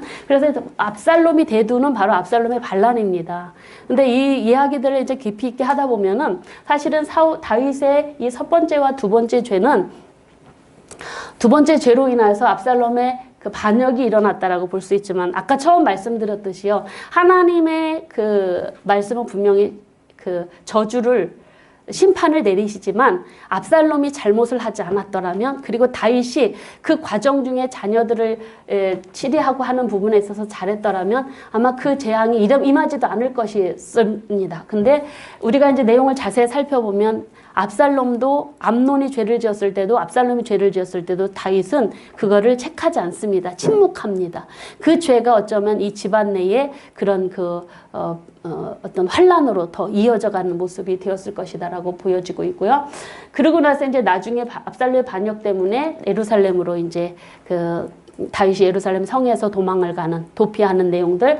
도피 중에도 다윗은요, 하나님의 특별한 보호하심을 받습니다. 그 부분을 좀 더 자세하게 말씀을 드리고, 그러고 나서 하나님께서 이 압살롬의 반역 세력과 나중에 마하나임으로, 요단 서편의 마하나임으로 도망을 갔다가 그곳에서 압살롬의 군대와 싸워서 하나님의 도우심으로 하나님이 진짜 승리하게 하신 겁니다. 그래서 승리하고, 그래서 그 죽는 모습이 어떠냐면, 다윗의 칼날에 죽은 군인보다 압살롬의 군대가요, 그 수풀에서 싸웠는데 그 수풀에 걸려 죽은 자가 더 많았더라 하는 걸 보면 하나님이 싸워주신 싸움임을 볼 수가 있습니다. 그래서 압살롬이 죽고 나서 이제 다윗이 다시 황궁하는 일들. 근데 황궁하는 과정 중에서도 아주 복잡한 일들이 일어납니다. 그 부분들을 조금 이따 말씀드리겠고, 그러고 나서 이제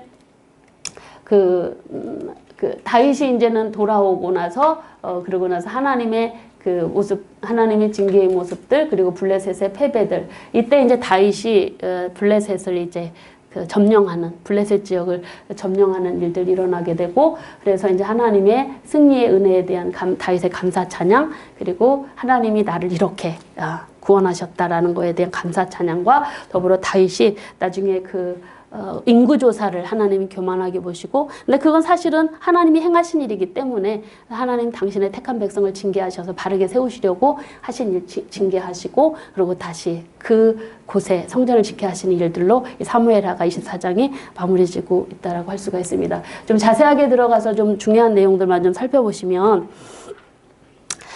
다윗이 억울한 누명을 쓸 수 있는 기회가 몇 번 있습니다. 그게 첫 번째가 사울왕과 요나단의 죽음, 그리고 나중에 이스보셋과 아브넬이 서로가 등을 돌리고 아브넬이 다윗을 찾아왔을 때 요압 장군이 아브넬을 암살하거든요.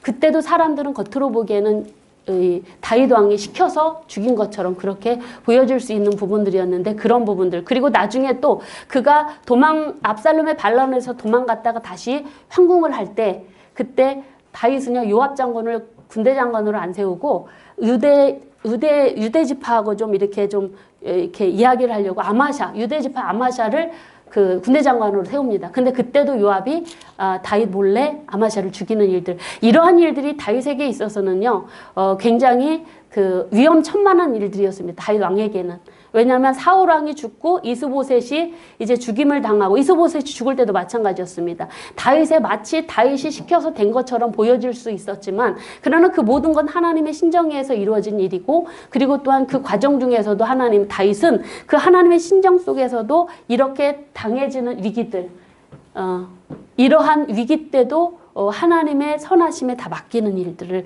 우리 다윗의 일대기를 통해서, 다윗의 통치의 그 역사를 통해서 좀 살펴볼 수가 있습니다. 그래서 그러니까 다윗은 사울과 요나단의 소식을 듣고 슬퍼하면서 애가를 지어서 어디다가 놓냐면 활노래라고 하는 그 슬픈 노래를 지어서 야살의 책에 기록하기까지 합니다. 이런 일들은 바로 자신은 이 일에 결백하다라는 어떤 모습들일 수 있겠죠. 그래서 이 활의 노래 야살의 책에 기록한 다윗의 모습들, 그러고 나서 이제 그 사울이 죽은 다음에 다윗이 이제 유다로 돌아와서 시글락에 있다가 유다로 돌아와서 헤브론에서 유다 지파의 왕으로 기름을 붓게 되고, 그리고 사울의 남은 세력들은 아브넬이 사울을 데리고 저 이스보셋을 데리고 아브넬 장군이 이스보셋을 데리고 마하나임으로 가서 왕으로 세워갑니다. 그런 일들을 통해서 이제 그 세워가고, 하지만 하나님께서 선택하시고 인정하시는 그 왕조는 다윗 왕조였다라는, 다윗 왕조에게 그 정당성이 있다라는 부분들을 이제 역사를 통해서 보여주고 있습니다. 그런데 왜 아브넬과 그 이스보셋과 사이는 당숙 육촌 조카뻘입니다. 그래서 그 아버지 사울과 아브넬과는 사촌지간이고, 그러다 보니까는 친척이죠. 그런데 그 아브넬이 왜 마하나임으로 이스보셋을 데리고 가냐면, 이 마하나임 길르앗 야베스, 아까 인척 관계, 밀접한 관계 속에 있지 않습니까? 그래서 그쪽이 이 서쪽 지변 이스라엘 쪽에는요, 이미 그 블레셋에 의하여 그 사울의 그 지경들이, 사울의 그 접경 지역들이 많이 점령이 당한 상태라서 블레셋에 의하여 그 땅이 많이 그 상실되었기 때문에, 이스라엘이나 이런 곳이, 그래서 아마 유다 동편을 자기 편이 좀 있는 중심으로 해서 그가 왕위에 오르게 되는 일들을 하게 되어지는 모습들. 그래서 길르앗 야베스 지역 그쪽이 마하나임 그쪽이니까, 그래서 그쪽으로 그 관계성 속에 때문에 그쪽으로 가서 이제 왕위에 오르는 일들이 있게 되어지지만, 그러나 하나님이 인정하시지 않는 이 이스보셋의 왕국은 결국 오래 가지 못하고 어긋나게 되는 부분들, 아브넬이 그 사울의 첩인 우리가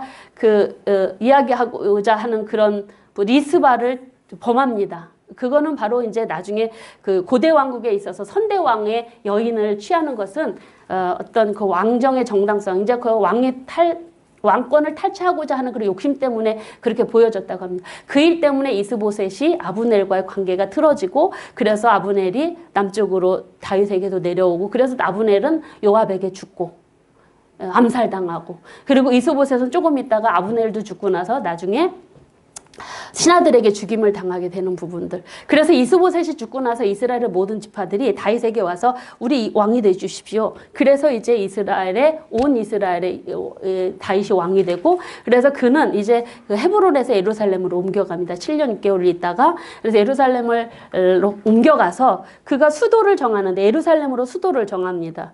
그래서 그런데 다윗은요, 그렇게 예루살렘으로 옮기고 온 이스라엘의 왕이 되어서 그 나라가 강성해, 하나님께서 그를 강성하게 하셨다라고, 하나님이 함께 하셔서 강성하게 하셨다라는 이야기들이 계속되어지고 있습니다. 근데 그 증거가 바로 뭐냐면, 두로왕 히람이요, 다윗이 온 이스라엘의 왕이 되었다는 소식을 듣고 목재하고 모든 기술자들을 보내갖고 왕궁을 지어주는 일들이 일어납니다. 그리고 또한 이 다윗은요, 그 이후로 블레셋과 게바 게셀들을, 주변 지역들을 정복하는 일들이 일어나게 되죠. 이건 어느 정도 이제 좀 이스라엘이 강해졌다라는 의미이기도 합니다. 그 이후에 이제 다윗은 이렇게 좀 어느 정도 수도를 예루살렘으로 세우고 왕궁도 세우고, 그리고 어느 정도 좀 안정이 되자 하나님의 궤를 옮겨오는 일들이 일어나게 됩니다. 그래서 하나님의 궤를 어디로 옮겼냐면 예루살렘으로, 아비나다 집에서 예루살렘으로 옮기는 모습들. 이 과정은 우리가 잘 알고 있지 않습니까? 그래서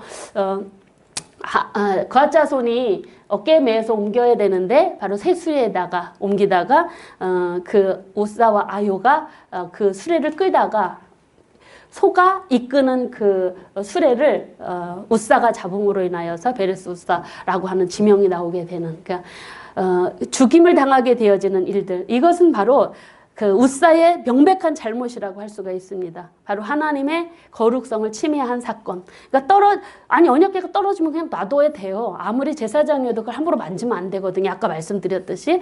그래서 그 웃사의 잘못된 행동이 때문에 하나님이 치셨다라는 부분들, 아까 말씀드린 것과 연관을 해서 그렇게 생각을 하시면 되겠습니다. 그리고 또 하나님이 그 궤를 옮기는 그런 의미가 있습니다. 다윗이 아비나답 집에서 예루살렘으로 법궤를 옮기는, 하나님의 궤를 옮기는 그 목적이 있는데, 그게 바로 뭐냐면 당시 종교의 중심은 실로였었습니다. 근데 실로가 블레셋과의 전쟁에 400전투를 통해서 다 파괴됐다고 했지 않습니까? 그곳에 이제는 원래 성막이 있었기 때문에 그렇게 그곳에서 모였지만, 이제는 그게 이제 기브온으로 옮겨지는 부분들을 말씀드렸고, 그리고 당시 정치적인 그 중심지는 세겜이었었습니다. 근데 다윗이 예루살렘을 수도로 정하고 그곳에다가 언약궤를 옮기려고 하는 이유는 예루살렘이 정치적인 중심지, 종교적인 중심지로 만들려고 하는, 그래서 하나님의 신정 통치를 이뤄가고자 하는 그런 마음속에서 이렇게 예루살렘으로 언약궤를 옮기는 그런 계획들을 세우고 그 일을 이루었다라고 하는 것입니다. 근데 그 모든 일들이 다 하나님의 허락에서 되어진 일이다 라는 부분들, 하나님의 신정 통치가 이뤄가는 모습들이라고 할 수가 있습니다. 그래서 그 언약궤를 이제 옮겨가는 과정 중에 웃사가 죽는 일들 이렇게 있었지만, 그 계기로 인해서 다윗은 금방 그걸 못 가져오죠. 웃사가 죽는 바람에 오베데돔이라고 하는 사람, 이 사람은 가드 사람입니다. 바로 이제 그 블레셋 땅 사람, 이방집이 어떻게 거기에 그걸 갖다 놨는지. 그래서 그곳에서 이제 3개월 있다가 다시 다윗이 정식으로 하나님 율법대로 옮겨놓는 모습들. 그렇게 해서 이제 주변의 대적들도 평안해지자 다윗이 성전 건축에 대한 마음을 나단에게 얘기했고, 그랬더니 하나님께서 주신 마음이 성전 건축에 대한 하나님의 대답은 노였고, 대신 주신 것이 사무엘하 7장에 하나님의 영원한 언약을 약속하신 말씀. 그러면 그 영원한 언약에 대한 말씀들에 대해서 바로 우리가 좀 봐야 될 부분들이 이 약속입니다. 그래서 내 몸에서 내 씨를 내 뒤에 세워 그 나라를 견고하게 하리라. 그는 내 이름을 위하여 집을 건축할 것이고 그의 나라를 영원히 견고하게 할 것이다. 라는 그런, 하나님께서 다윗을 선택해서 자녀를 통해서 왕위가 계속 견고하게 세워져 갈 것이다 라는 약속입니다. 그리고 다윗의 이름을 위대하게 해주시겠다라는 약속도 주시고, 이제는 사울처럼 은총을 빼앗지 않고 내가 내 집과 내 나라를 보존해서 영원히 네 왕위가 영원히 견고하게 해줄 것이다 라는 이 약속을 하나님께서 다윗에게 주십니다. 그래서 이 다윗은 이 하나님의 언약의 말씀을 듣고 너무 황송해서 하나님 앞에 저의 집이 주의 종의 집이 영원히 하나님 복을 받도록 해달라고 그렇게 요청을 하는 기도도 드리면서 하나님께서 이루시는 일에 대한 그런 감격의 감사의 찬양들을 드리는 모습들을 볼 수가 있습니다. 우리가 보면은 이 다윗 언약의 부분들이 역대상 17장에도 있고 사무엘하 17장에 나와 있는데 그 내용들이 약간씩은 다릅니다. 그래서 그 부분들에 대해서 이제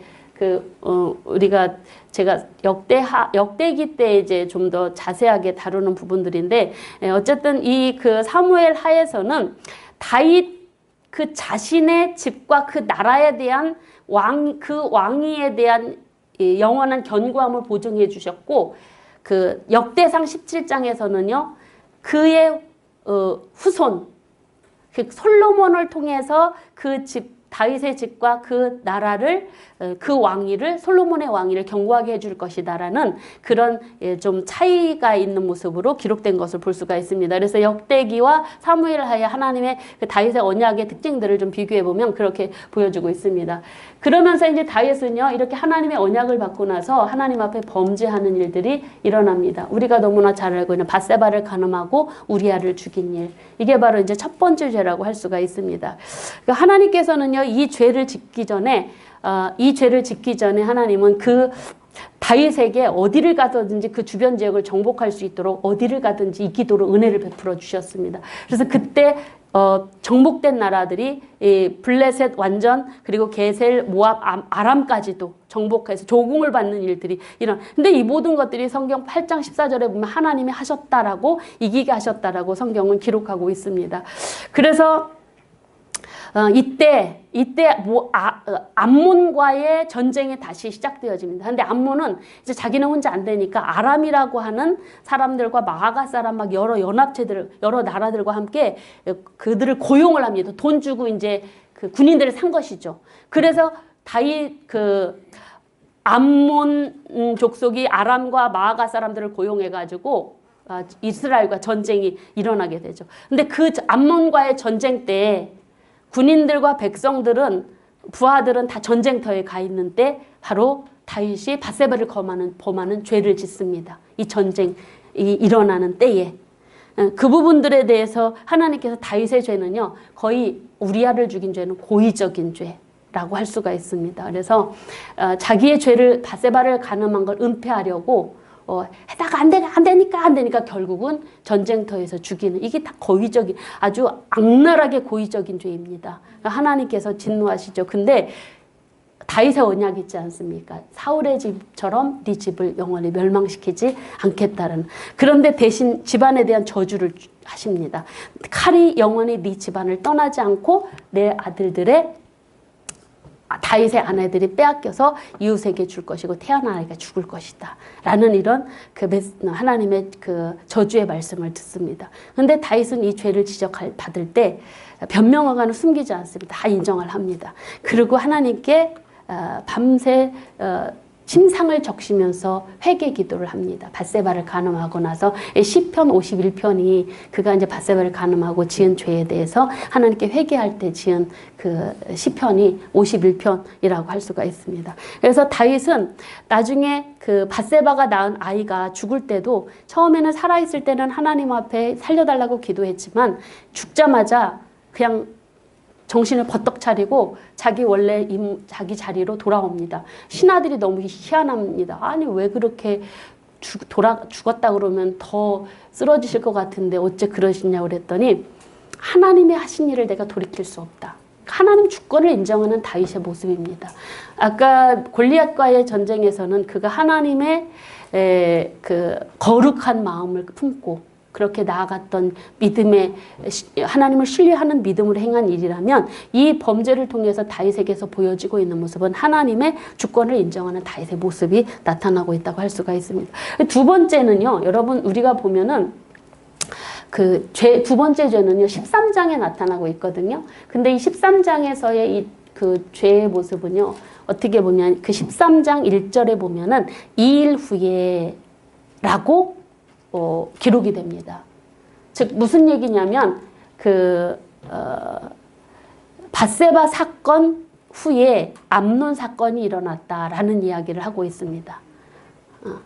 2일 후에 그 성경을 기록하는 부분들이 암논의 죄에 대해서 2일 후에 그 후에 일이 있으니라 라고 하는 부분들 바로 밧세바 사건 이후에 이어져서 있어지는 부분들이라고 할 수가 있습니다. 사실은 이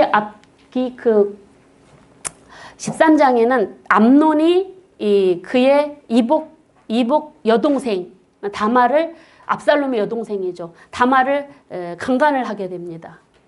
집안 내에서 이제 안 좋은 일들이 일어나게 되죠. 그런데 이 일에 대해서 압살롬은 자기 동생을 범한 그 암논을 향해서요. 이 암논이 되게 음흉하더라고요. 음큼해요. 다 드러내지 않습니다. 그리고 그냥 가만히 있다가 복수를 준비합니다. 이게 잘난 사람들의 모습인가. 그래서 암논에 대한 복수를 준비해요. 그래서 기회를 만들어요. 형제들 다 초청을 해놓고 그래서 이제 그 중에 이제 사람 준비냐고 야 죽여 그러면은 죽이도록 그런 일을 꾸며서 암논을 제거합니다. 근데 사실은 레위기서 20장 17절에 보면은 아버지의 딸이나 근친 상간한 자는 민족 중에서 끊어질 것이다라는 율법이 있거든요. 근데 다윗이 암논이 다윗의 태도는 어땠냐면 암논이 다말을 범했을 때 침묵하셨어요. 응? 암논이 다말을 범했을 때 다윗이 징계를 주지 않습니다. 암논이 너무 상사병까지 나가지고 자기 다말을 거의 그의 누구라고 그러자면 다윗의 형의 그 아들이라고 해요. 요나단. 시므이의 아들이라고 하나? 시므인가? 그래서 그 사촌의 그 괴계를 듣고요. 훈계를 듣고 다말을 범한 거거든요. 근데 이것은 엄격히 율법을 범한 거잖아. 근데 다윗은 침묵합니다. 그런데 침묵을 하니까 압살롬이 열받아서 암논을 죽이고 그러고 나서 자기 외갓집으로 도망갑니다. 그술로 도망갑니다. 그술의 그 공주가 엄마거든요. 그래서 그쪽으로 도망을 가는데 그 3년을 그곳에서 이 압살롬이 보내죠. 3년을 있는데도 다윗이 찾지 않습니다. 아니 암논 죽었으니까 이제 압살롬이 그 다음이거든요. 암논, 압살롬, 아도니아 그렇게 내려가거든요. 아니 근데 찾지를 않는 거예요. 그 요압이 중재를 합니다. 그래서 두 사람 그래서 다윗이 어거지로 오게 해라. 그런데 오게 했는데도 다윗이 안 만나주는 거예요. 쳐다보지도 않고. 그러니까 이 압살롬이 뭘 계획하는지 아십니까? 반역을 꾀하고 준비합니다. 음흉하다니까요. 그래서 어떻게 하냐면 아버지가 해야 될 일들을 자기가 합니다. 백성들을 재판하는 일들을 자기가 하면서 백성들의 마음을요. 백성들의 재판을 아주 그냥 잘 해서 구슬려서 백성들의 마음을 다 얻습니다. 그러니까 백성들의 마음이 다윗에게 행했던 마음 다 압살롬에게 가게 되는 데까지 합니다. 백성들의 마음을 도둑질했다. 성경은 기록하고 있습니다. 그러고 나서 압살롬이 뭐냐면 병거와 말을 준비해서 호위병 50명을 거느리고 다닙니다. 이게 어떤 모습인지 아십니까? 그리고 4년 후에 압살롬이 헤브론에서 반역을 일으킵니다. 아버지가 왕이 된 그 자리에서. 근데 그때 힘 있는 사람, 같이 동조한 사람이 누구냐면 아히도벨이라고 하는 책략가였습니다. 다윗의 책략가가 함께 동참합니다. 근데 병과 마블을 준비하고 호위병을 하는 것은 이게 어떤 모습이냐면 이방 나라 왕들이 하는 모습입니다. 이방 나라 왕들. 그가 그술에 가서 3년 동안 있으면서 뭐 하냐면 외갓집 가서 이 못된 버릇 배우고 온 것입니다. 그래서 왕의 자리를 탐냈던 거죠. 와서 호위병을 다리고 다니는 것은 나도 추후에 왕위에 오를 자이다. 이걸 이제는 거의 공개적으로 하는 것입니다. 근데 여기에 또 아히도벨이 함께 동참하는 부분에 대해서는요. 사실은 이 아히도벨이 누구냐라는 부분을 우리가 좀 살펴볼 필요가 있는데 왜 아히도벨이 압살롬의 반란에 함께 동조했느냐 하는 부분들은 이 아히도벨은 밧세바의 할아버지로 보고 있습니다. 그래서 이 밧세바는 엘리암의 딸이다라고 성경 기록되는데 엘리암의 이름이 2번 언급이 되어집니다. 사무엘하 23장에 보면은 밧세바의 아버지로 엘리암의 이름이 소개되고 있고 아히도벨의 아들로 소개되어집니다. 그러면 이 아히도벨은 누구냐면 다윗의 책략가였던 아히도벨은 밧세바의 할아버지입니다. 그렇게 학자들의 동일인물로 보고 있습니다. 그러면 아히도벨이 밧세바의 조부라면 밧세바를 다윗이 간음했잖아요. 그래서 사위 죽였잖아요. 그거를 마음에 담고 있다가 손녀딸을 강탈한 다윗의 복수를 품었을 가능성이 있다라는 주장이 있습니다. 그래서 압살롬의 반역에 참여했다라는 이야기 주장들이 있습니다. 그래서 압살롬이 그렇게 하다가 그냥 책략가들까지 다 동원을 시켜서 헤브론에서 반역을 합니다. 압살롬 왕 만세하고. 다윗이 군대를 이끌고 예루살렘으로 오니까 다윗이 예루살렘 성전을 버리고 예루살렘 성을 버리고 도망가죠. 도피 생활을 또 하게 되는 일들이 이제 나타나고 있는 모습들이 15장에서 20장까지 나타나고 있습니다. 15장에서 20장까지. 그래서 압살롬이 있잖아요. 반역을 준비하고 암논을 죽이고 반역을 준비하는 모습들을 보면은 야, 얘 누구 닮은 것 같았고 아버지처럼 닮은 것 같아. 그래서 어쨌든 그런 모습 속에서 이제 압살롬이 예루살렘 성에 입성하고 다윗은 도망갑니다. 근데 다윗이 왜 도망갔냐라는 부분에 대해서 아마 세력이 좀 약했을 것이고 왜냐하면 백성들의 마음이 다 글로 향했으니까. 그리고 압살롬이요 외모가 준수해서 다 왕감으로 봤다라는 부분들. 그러면서 이제 그 다윗이 왜 도망갔느냐 하는 부분들에 대해서는 다윗이 예루살렘에서 전쟁터를 만들기 싫어서 갔다라는 의견도 있습니다. 그런데 놀라운 일, 하나님의 돌보심의 은혜가 어디서부터 나타나요? 여기서 나타납니다. 다윗이 그 후궁들을 10명 남겨놓고 왕궁을 떠날 때 그때 누가 동행을 하냐면 가드 사람 이때라고 하는 사람이 그렛 사람 블렛 사람 용병들과 가드에서 600명을 데리고 다윗의 호위병으로 자청해서 나섭니다. 그러고 나서 법궤를 가지고 사독의 제사장들과 그 아들들이 함께 또 다윗의 친구이면서 책략가인 후세가 같이 간다고 나옵니다. 그런데 다윗은 이 제사장들하고 후세를 다시 왕궁으로 돌려보냅니다. 가면서 나중에 왕궁 소식을 나한테 전해주고 그러고 나서 후위를 기약하자라고 그렇게 하고 후세에게는 어떻게 이야기하냐면 가서 그 위장해서 내가 압살롬에게 위장으로 전향했다라고 그렇게 속이게 해서 보내죠. 그러면 여기 저는 제가 좀 감동이 받았던 것이 뭐냐면 다윗과 함께 했던 그 그렛 사람, 블렛 사람, 이때가 데려온 600여 명의 사람들. 이 사람들을 누구라고 하는 부분에 대해서 여러 의견들이 있습니다. 그래서 그 부분들에 대해서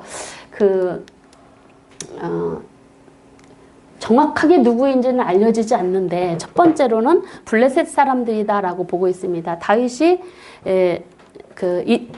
다윗이 블레셋을 정복한 다음에 그 블레셋 쪽 속에 용병 부대들이었을 것이다라는 주장이 있고 또 뭐라고 얘기하냐면 두 번째로는요 이 사람들이 이제 시병 다윗의 시병들이었을 것이다. 그러니까 왕의 명령에 따라서 죄인들을 형을 집행하는 집행관들 그리고 왕을 수행하거나 근위하는 근위병들이었을 것이다라고 보고 있기도 합니다. 그래서 어쨌든 이들을 따라온 이 사람들이 이러한 사람들이지만 이때가 망명할 때 블레셋이 망명할 때 데려온 사람들이다라는 그런 이야기도 있습니다. 그런데 놀라운 것은 바로 뭐냐면 그리고 또 어떤 경우에 광야에서 아둘람굴에서 막 그 환난당한 자 400명 왔다 그랬잖아요. 그들일 것이다라는 주장도 있습니다. 근데 어쨌든 다윗과 함께했던 이 사람들은 바로 누구냐면 다윗의 신복 중에 신복, 충신 중에 충신들입니다. 이 사람들은. 그런 사람들이 다윗의 곁에 함께 있었다라는 부분들 이것은 바로 하나님이 다윗이 비록 어떤 어려움을 당해서 집안의 어려움을 당해서 반란으로 인해서 이렇게 도망당하는 신세였지만 하나님의 돌보심의 은혜가 있더라는 것입니다. 근데 또 어려움도 당합니다. 왕궁을 나오자마자 왕궁을 떠나는 이 다윗을 향하여서 찾아오는 한 사람 특별히 다윗을 저주하는 시므이 그리고 이 사람은요 사울의 친족입니다. 원한이 있었겠죠. 그래서 저주하는데 이때 다윗의 태도를 보십시오. 그때 아비새가 뭐라 그러냐면 가서 저 단칼에 베버릴까요? 그랬더니 다윗이 뭐라 그러냐 놔둬라. 하나님께서 다윗을 저주하라고 하나님이 하신 거라면 그거 내가 들어오는 것이 마땅하다. 그냥 놔둬라. 그리고 하나님께 호소합니다. 내 원통함을 하나님이 감찰하시고 갚아달라고. 그렇게 하나님께 기도를 하죠. 그러면서 요단 서편에 마하나임으로 이동합니다. 그래서 이때 이제 왕궁에 있었던 다윗과 함께했던 함께했던 그 밧세바의 조부 아히도벨과 다윗이 보냈던 후세와의 계략의 싸움이 있는데 여기에서 하나님의 역사가 통치하심과 다스리심을 통해서 후세의 계략이 성공이 되어지고 그래서 바로 그 아히도벨의 계략이 무산되니까 근데 아히도벨이 얼마나 뛰어난 사람이었냐면 그런 사람이었대요. 이 사람이 한 계략은요 거의 하나님께서 하신 것 같은 그런 아주 놀라운 이게 아주 들어맞는 지혜로운 그런 책략을 내는 사람이었대요. 그러니까 사람들이 다 혀를 내두를 정도로. 그런데 그 사람의 사실은 아히도벨의 계략이 더 낫거든요. 오늘 밤 가서 요단강 건너기 전에 칩시다. 그러면 다윗은 아마 다 근데 후세는 아니라고 좀 우리가 정비를 해서 전쟁을 하자고. 인간적으로 보면은 아히도벨의 계략이 더 맞은데 압살롬은요 후세의 계략을 들어주고 그래서 나중에 전쟁을 하게 되는 일로 이어가고 있는 걸 볼 수가 있습니다.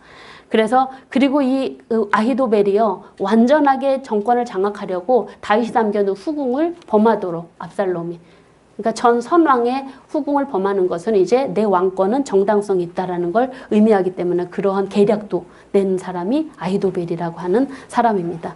그런데 다윗이 그래서 요단 동편으로 갔습니다. 근데 요단 동편에서도 하나님께서는요 다윗의 편을 들어주시는 사람들이 있습니다. 아마도 급하게 나왔으니까 먹을 거 있고 사람이 뭐 600여 이상이 같이 움직이니 얼마나 먹을 것도 필요하겠습니까? 그런데 하나님의 놀라운 손길이 어디에 나타나고 있냐면 요단 동편으로 가자 그때 암몬 족속인 소비라고 하는 사람, 노데발 사람 마길 그리고 로글리 사람 길르앗 사람의 이 그 바르실레가 다윗 일행에게 필요한 물품과 모든 야영에 필요한 것들을 다 먹을 것을 가지고 와서 도와줍니다. 이 사람들의 도움이 없었다면 아마 다윗의 일행이 전쟁에서도 쉽지 않았어요. 그래도 어떤 학자는 아마도 이 사람들의 도움 때문에 그쪽에서 이제 전쟁이 일어나거든요. 그래서 압살롬과의 전쟁에서 승리할 수 있었던 비결이 그 도움이었을 것이다라고 보고 있습니다. 근데 압살롬과의 전쟁, 군대와 다윗과의 군대의 전쟁에서 그 요단 동편에서 일어날 때 아까 말씀드렸듯이 하나님께서는 다윗의 군대에서 죽은 압살롬의 군대보다 그 수풀에 걸려서 죽은 군대가 많았고 압살롬도 거기에서 머리가 상수리나무에 걸려서 요압이 가서 쳐 죽이잖아요. 그래서 그런 그 복잡한 지형적으로 복잡한 곳에서 전쟁이 일어났는데 바로 하나님이 그래서 이런 부분들이 압살롬을 죽이고 다윗의 군대가 승리하게 하신 것은 하나님이 행하신 일이다. 미스바 성회 때 그 블레셋의 그 침략 때 하나님께서 우레를 바라고 우박을 내리셔서 그들을 두려움을 있게 하고 그래서 그들의 전쟁을 승리케 하신 것처럼 이 전쟁도 똑같이 이렇게 보고 있습니다. 그래서 이 바르실레라고 하는 사람은 아마도 이제 그 다윗이 이제 그래서 전쟁에 승리해서 환궁을 하게 되어지는 과정 중에 이 바르실레라고 하는 사람이 아마 더 다른 사람보다 더 남다른 도움을 주었던 것 같습니다. 그러니까 뭐라고 그러냐면 다윗이 환궁을 하면서 바르실레에게 우리 같이 예루살렘 가자고 내가 모시겠다고 그랬더니 바르실레는 내가 나이가 많으니까 그냥 난 안 올라가겠다고 그러면서 내 아들 좀 데려가 달라고 하면서 아들을 이렇게 보냅니다. 근데 그런 바르실레는 어느 정도의 영향력 있는 사람이었냐면 그 길르앗 지역을 책임지는 사람이었다라고 합니다. 그래서 이 바르실레라고 하는 이 사람은 길르앗 야베스 지역이 가까운 그 지역의 사람이기 때문에 지역을 책임진 사람이기 때문에 사울의 집안이 길르앗 야베스와 친하잖아요. 호의적이잖아요. 그렇기 때문에 바르실레가 굉장히 조금 좀 신경이 쓰일 수도 있습니다. 다윗의 입장에서는. 그리고 이쪽이 왕의 대류가 있는 요충지이기도 하고 오른쪽이 요단 동편이 그리고 북쪽에 아람이 내려오는 길목이기도 굉장히 중요한 요지에 이 사람이 책임자로 있는 상황입니다. 그래서 다윗은 압살롬의 반란을 진압하고 환궁하는 과정 중에 또 다른 반란의 염려 때문인지 어쨌든 바르실레를 동행하려고 했지만 그의 아들을 보내면서 바르실레는 이 지역은 내가 지키고 있고 그리고 내 아들을 보낼 테니까 내가 아들 보내는 것은 당신을 끝까지 지지하고 믿는다라는 의미로 내가 보낼 테니까 내가 만약 배반하면 내 아들 죽여라. 죽여도 좋다라는 의미로 아들을 보냈다라고 그렇게 보고 있습니다. 아마 이런 부분들이 사실은 다윗은 이러한 고마움이 그는 잊지 못합니다. 그래서 나중에 다윗이 열왕기상 1장에서 보면은 그가 이제 죽어서 유언을 남길 때 요압 장군과 아도니아라는 사람에 대한 그런 처형의 명령을 내리면서도 또 무슨 얘기를 하냐면 바르실레를 선대할 것을 유언으로 남깁니다. 그 사람이 나한테 정말 고마운 사람이니까 너는 그 자손들을 이 왕궁에서 보살펴줘라 라는 그런 유언도 남기는 모습들, 은혜를 입은 자들끼리 서로 나눔 아름다운 모습이 아닌가 싶은 생각이 드는데 다윗은 이렇게 그가 하나님의 비록 징계인지 이런 징계들이 사실 아까 말씀드렸듯이 다윗이 암논의 죄를 묻고 징계의 벌을 내렸더라면, 잘 다스렸더라면 압살롬이 암논을 죽이지 않았겠죠. 아버지가 가만히 있으니까 자기가 죽여버린 거 아닙니까? 그래서 사실은 이런 비극이, 하나님이 물론 그 가정에 칼이 떠나지 않을 것이라는 말씀을 하셨지만 다윗이 잘 치리했더라면 하나님의 은혜가 임할 수도 있지 않았을까라는 생각을 제가 해봅니다. 이어서. 그러고 나서 돌아오는 길에 또 세바라고 하는 세력이 세바라고 하는 세력이 반란을 일으키는 일들이 일어나게 됩니다. 왜 이 세바의 반란이 일어나게 되냐면, 환공하는, 다윗이 이제 환공하는 과정 중에 있잖아요. 빨리 가고 싶은데 아무도 추대해서 데려가 주질 않는 거예요. 근데 다윗은 유다 지파잖아요. 근데 유다 지파도 다 가만히 눈치만 보고 있는 거예요. 그렇다고 지금 북쪽 이스라엘 사람들도 그 일에 나서지도 않고 서로가 눈치만 보고 있는 상황 속에 다윗이 혼자 단독적으로 환궁을 계획을 합니다. 그래서 어떻게 얘기를 하냐면, 유다 지파한테 가서 나 빨리 단독으로 환궁 좀 시켜달라. 너네가 같은 우리 지파 아니냐. 그러면서 다윗이 유다 지파와 함께 유다 지파의 도움으로 환궁의 길을 오릅니다. 그런데 다윗이 이렇게 환궁을 해서 유다 지파의 도움으로 환궁하는 길에 어떤 불만이 일어나냐면, 다른 11지파들이 불만이 어떻게 일어나냐면, 아니 유다 지파한테 시비를 거는 거예요. 니네 왜 니네 혼자 왕 모셨냐? 우리한테 의논도 안 하고 니네 혼자 했냐? 이러한 불만들을 품은 사람 중에 세바가 있었습니다. 그래서 이 세바는 베냐민 사람이었고, 그래서 그가 이제 반란을 일어났는데, 그래서 그 세바가 그래서 다윗의 환군 과정 중에 유다 지파가 혼자 그 일을 단독적으로 행했다라는 이유 때문에 이제 백성들을 선동을 하죠. 야, 다윗 따르지 마. 그래서 일어난 게 세바의 반란입니다. 근데 세바의 반란을 요압 장군이 아주 깨끗하게 처리를 하죠. 그러고 나서 다윗이 환공을 하고, 그래서 반란을 진압한 그 장수들에게 관직을 내어주는 일들, 그렇게 19장에서 20장까지 나타나고 있습니다. 근데 이 과정 중에 요압의 모습들을 이제 조금 이따 말씀드린데, 요압은 굉장히 다윗의 통치 기간 동안 일들을 처리를 잘 합니다. 군장으로서. 근데 그 사람은요, 신앙의 사람이 아닙니다. 철저히 세상적인 방법으로, 불신앙적인 방법으로 자기의 기득권과 자기의 명예를 위해서 애썼던 사람이라고 할 수가 있습니다. 그런데 이 다윗의 모습이, 이 다윗이 그를 군장으로 두었지만 사실은 다윗은 요압이 위험인물인 걸 알았습니다. 그래서 그가 유언으로 남기는 모습에 그 요압의 이름을 남겼고, 요압이 처형을 당한 목적과 이유가 있었습니다. 두 사람, 아브넬과 아마사를 죽였고, 죄 없는 사람, 암살한 거거든요. 그러고 나서 아도니아의 반역에 함께 동조했다는 이유로 처형을 당하게 되는데, 여러분 나중에 어디에 가면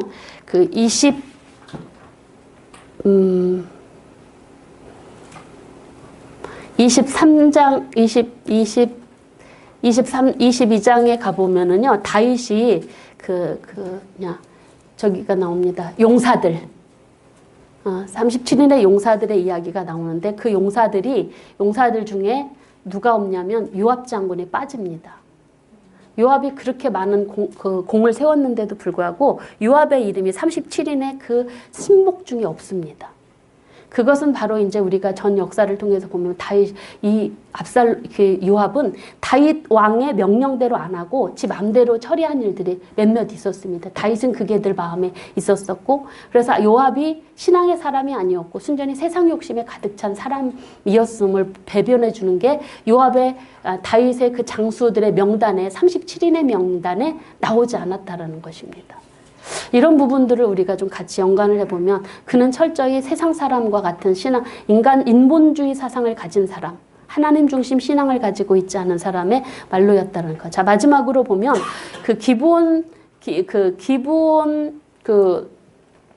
사랑과 다윗에게 있어서 다윗 시대의 3년의 기근 이야기가 이제 21장부터 나타나고 있는 부분 중에 21장이 있는데, 다윗 시대에 3년의 기근이 듭니다. 근데 그 원인을 하나님께 기도했더니 하나님이 말씀하십니다.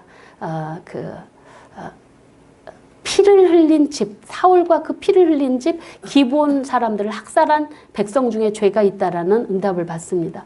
이 기브온 사람들은 어디냐면 우리가 여호수아에 보면은 여호수아 시대에 바로 정복 전쟁을 하는 중에 아모리 족속 중에 한 부족이었는데 그 사람들이 그 이스라엘 세력이 무서워서 변장을 하고 그러고 나서 이제 화친 조약을 맺은 그런 족속입니다. 그래서 그들과 화친을 맺고 이들을 성막에서 나무 패는 자와 물 깃는 자로 일꾼으로 세웠습니다. 즉 하나님의 백성으로 받아들였다라고 할 수가 있습니다. 그런데 어느 순간에 사울이 이 기브온 족속을 인종 청소를 했다라는 것입니다.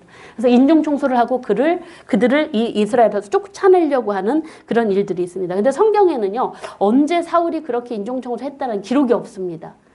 근데 분명한 것은 5절에서 보니까 21장 5절에 보니까 분명히 거민을 불법적으로 죽인 일이 기록되고 있습니다. 왜냐하면 하나님 말씀하신 거니까. 그래서 언제 이런 일들이, 근데 그 일이 뭐냐면 이스라엘과 유다를 향한 열심 때문이었다라고 21장 2절에 기록합니다. 근데 그 사울이 진짜 유다와 이스라엘을 향한 열심 때문에 그랬느냐라는 부분에 대해서는 퀘션 마크입니다. 왜냐하면 이 사울이 기브온을 죽인 시기에 대해서 우리가 좀 여러 가지 의견들이 있는데 정확하지는 않지만 이런 이야기들이 있습니다. 사울이 처음 왕으로 세움받았을 때 강박관념이 심해서 처음부터 왕으로 인정받지 못했지 않습니까? 암논과의 전쟁을 통해서 겨우 인정을 받았는데 그럴 때 아마 이스라엘을 세우고 백성들을 인정받으려고 아마도 이방인들이 못마땅해서 기브온 거민을 죽였을 것이다라고 보는 의견이 있습니다. 그리고 또 하나 뭐냐면 아마 블레셋 사람의 침략을 받아서 나중에 이제 아비아들도, 그러니까 사무엘도 죽고 아비아들도 죽고 그리고 아비아들도 다윗에게 가고 아무도 그가 도움을 청하지 못할 때 바로 아마 백성들과 하나님께 인정을 받으려고 아마 왕위를 지켜내려고 사울이 이때 뭐 하냐면 신접한 자 박수한 자를 다 쫓아냅니다. 그래놓고는 나중에 그 신접한 자를 찾아가는 일이 있지 않습니까? 그러니까 블레셋과의 전쟁을 앞두고 그때 아마 다윗이 사울이 그때 그 인종 청소를 하지 않았느냐라는 의견들도 있습니다. 그러니까 다 이런 얘기들이 나올 수가 있는데 그 시기는 잘 모르지만 어쨌든 그런 주장들이 있더라. 그러니까 사울이 언젠가 기브온 족속을 다 진멸했더라라는 이야기들입니다. 그래서 그 일에 대해 기브온 사람들이 우리 억울하다. 원수 풀어달라. 어떻게 해주랴? 사울에 남은 사람 7명을 처형시켜달라. 그래서 다윗은 요나단의 아들 무비보셋을 아끼고 리스바의 사울의 첩 리스바의 아들 2아들과 사울의 딸 메랍의 5아들을 내어줍니다. 그래서 이 사람들이 이제 7명 사울의 자손들을 매달아 죽이고 배서 나무에다가 달아놓죠. 근데 이때 리스바는요, 자기의 아들의 시신을 지키기 위해서 시체 앞에서 배를 깔고 시체를 밤낮으로 지킵니다. 근데 그 기간을, 그러니까 왜냐하면 이스라엘 백성들은 시신이 이게 농욕을 당하면은 이게 진짜 하나님의 거룩하지 못하고 불결하다고 그래서 그 시신을 지키기 위해서 능욕당하지 않도록 하기 위해서 비가 내릴 때까지 지킵니다. 근데 그 기간을 보면은요, 4월이 곡식 빼는 데고 7월이 비가 내리던 때가 10월 달이라고 거의 한 6개월 정도의 기간을 그는 그 시신 밑에서 아들의 시신을 지켰다라는 그런 모습들. 이 시신에 비가 쏟아졌다라는 것은 3년의 기근 후에 지금 비 내리는 거잖아요. 그러면 이 기브온 사람들의 원한이 풀어졌고 하나님께서도 그들의 죄를 용서해 주셨다는 증거잖아요. 비가 내렸다라는 것은. 시기가 얼마인지 모르지만 하나님께서 이제 하늘문을 열으셨다라는 의미입니다. 근데 이 다윗이요, 리스바의 모정에 감동을 받습니다. 그래서 사람들의 그 후손들의 시신과 사울 길랏 야베스 사람들이 장사 지낸 그 뼈만 장사 지냈지만 불태워서 그 사울과 요나단의 뼈를 가져다가 기스의 묘에다가 장사를 아주 잘 지내줍니다. 그런데 여러분 성경 보십시오. 이 다윗에 의하여 원수 갚는 일, 억울한 일들이 해결되고 나니까 관계가 회복되어지니까 21장 후반절 보면은 마지막 절 보면은 하나님이 그 땅을 위한 기도를 들으셨다라고 말씀하십니다. 원망의 소리가 끊쳐지니까 하나님이 기도의 응답의 은혜를 베푸셨다라는 부분들이 이제 21장에 나타나고 있는 3년 기근의 사건과 마찬가지 그 내용이고, 그리고 이제 마지막 우리가 좀 살펴볼 부분들이 다윗의 찬양 부분들은 아까 말씀드렸으니까 2장의 부분들은 좀 넘어가도록 하겠습니다. 다윗이 고난 중에 하나님 의지했더니 하나님이 도우시고 구원하셨다. 그래서 그 하나님을 반석이요 요새요 구원의 뿌리요 피난처라고 이렇게 고백하는 모습들. 그리고 23장에서는요. 하나님의 교만함을 징계하시는 하나님에 대해서 이제 나타나고 있는 부분들, 불신앙의 사람, 기득권을 찾았던 이 요압 장군이 거기에 이제 장수의 명반에 오르지 않는 모습들, 그리고 마지막 장에 다윗의 인구조사 이야기를 하고 마치려고 합니다. 그래서 이 다윗의 인구조사는 왜 되어졌냐면 사무엘하 24장 1절에 보니까 여호와께서 다시 이스라엘을 향하여 진노하서 그들을 치시려고 인구조사를 하도록 다윗을 격동시켰다라고 성경은 이야기를 하고 있습니다. 다윗 인구조사는 전쟁에 나갈 군인 수를 계수하는 것입니다. 하나님 편에 보면은 불신앙적인 태도죠. 하나님을 의지하지 않고 신정왕국에서 군사력을 의지하는 하나의 불신앙적인 모습. 그래서 요압이 그때는 또 반대를 해요. 믿음도 없는 사람이. 그래서 그런데도 다윗은 인구조사를 하고 나서 자책을 합니다. 내가 큰 죄를 범했구나. 그러고 나서 하나님 앞에 회개를 하자 하나님이 징벌을 3개를 정하셔서 그래서 3일의 온역을 결정을 받았고, 그래서 이제 그 3일의 온역이 이루어졌는데 하루에 7만 명이 죽습니다. 다윗이 죄를 범하고 백성이 벌을 받는 것처럼 보여집니다. 그런데 성경에 보면은요, 이 인구조사 목적은 하나님이 이스라엘을 징계하려고 하신 계획이었다라는 것입니다. 계획. 왜요? 하나님이 진노하셔서 치시려고 인구조사를 하게 하셨으니까.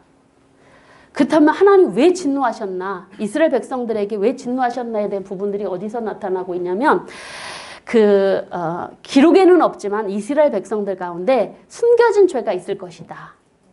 그게 바로 뭐냐면 사무엘이 얘기했던 너희들이 인간 왕을 달라고 한 것 분명한 죄다. 이게 있을 것이다라는 주장이 있고, 또 인구조사에 백성들이 함께 동참했기 때문에 그거에 대한 징계해버리다라는 하는 부분들도 있고, 또 압살롬과 세바의 반란에 동참한 반역의 무리들 때문에 징벌이 있을 것이다라는 주장이 세 의견 중에 3번째를 타당한 것으로 봅니다. 그래서 세바의 반란, 압살롬의 반역 때 동참했기 때문에. 왜냐하면 다윗이 공식적인 하나님이 인정하는 신정왕국의 왕이잖아요. 하나님이 기름 부어 세웠는데 그를 거부한다라는 거, 하나님의 통치권을 거부하는 것과 똑같기 때문에, 그래서 하나님의 왕대심을 거부하는 그런 죄라고 보고, 그래서 하나님이 이스라엘을 벌하시기 위해서 인구조사를 했다라고 그렇게 보고 있는, 주장하는 이야기가 있습니다. 그런데 하나님의 긍휼의 은혜가 어떻게 나타나냐면 천사를 통해서 온역을 다 퍼뜨리다가 예루살렘을 향하여 재앙을 멈추게 하십니다. 예루살렘 재앙을 내리지 않게 하시고 바로 그 재앙을 내리려고 아라노아의 타작마당에 천사가 섭니다. 예루살렘에 내리지 않고. 그러고 나서 다윗은 하나님 앞에 죽을 각오로 모세처럼 내 집안 내가 잘못했는데 왜 백성을 이렇게 치십니까 하면서 회개 기도를 합니다. 그러자 갓선지자가 그 아라우나의 타작마당 가서 제단을 드리라고, 제단 싸라고. 그래서 그 명령에 따라서 하나님께 그 아라우나의 타작마당에서 번제로 드릴 소와 땔감나무와 그 장소들을 돈으로 사주고 번제 화목제를 드렸더니 하나님이 그 땅을 향한 기도를 들으시고 온역재앙을 멈췄다라고 하는 부분인데, 그 마지막 부분이 바로 어떻게 보고 있냐면 이 하나님이 몸소 3일이 되기도 전에 형벌을 멈추신 아라노아의 그 타작마당이 바로 나중에 후에 예루살렘 성전이 세워지는 곳이다라는 부분들. 이렇게 보면은 하나님께서 행하신 이 이스라엘의 모든 사무엘 상이나 사무엘 하나, 하나님이 통치하시는 그런 신정왕국의 면모를 여러분 볼 수 있지 않습니까? 그래서 하나님이 기름 부어 세운 사울, 그리고 세움받은 왕인 다윗을 통해서 하나님께서는 때로 사울은 버렸지만 다윗에게 언약을 맺고 하나님이 백성을 그를 통해 세워가시는 그 언약을 통해서 다윗의 후손들에게는 징계를 통해서 그들에게 영원한 징벌이 내려지지 않는 이 긍휼의 은혜들을 베푸시면서 하나님의 역사 속에서 당신의 택한 백성을 어떻게 이끌어가고 계시는가 하는 부분들을 이 우리 사무엘 상하를 통해서 보고 있습니다. 그래서 첫 번째 여러분들에게 말씀드린 부분들, 하나님께서 왕을 통해 사사를 통해서 왕을 통해서 하나님이 통치하시는 신정왕국을 세워가고 싶어 하시는 모습, 그리고 또한 그 백성들을 그렇게 하시는 이유는 거룩한 백성 삼기를 원하신 하나님의 마음이 담겨 있어가는 모습, 그리고 다윗을 통해서 신정왕국을 완성해가는 모습이 이 사무엘하의 결론의 모습이라고 할 수가 있습니다. 그래서 하나님의 신실한 모습, 그리고 속에 하나님은 당신의 택한 백성이 그 신실함에 보답하며 살기를 원하시는 마음들이 아마 이 사무엘상 하에 있다라고 볼 수가 있습니다. 여기까지 사무엘하 마치도록 하겠습니다. 좀 시간이 갔는데 감사합니다. 수고하셨습니다.